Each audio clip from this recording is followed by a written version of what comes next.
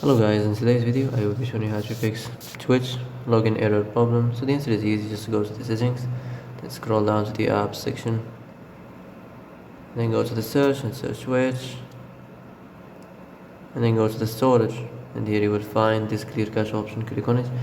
Now you can go check it if it works, and if it didn't you can try to restart your phone or turn the Wi-Fi off and on, or the Bluetooth or the airplane mode. Also you can try to clear data, but be careful. If you clear data, all this application's data will be deleted. This includes all files, the settings, the accounts, the databases, etc. So be careful if you want to clear your data.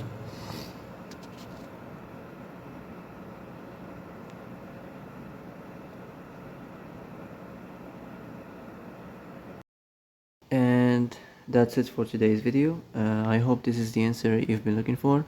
If you like this video, don't forget to like and subscribe, and see you in the next video. Thanks for watching.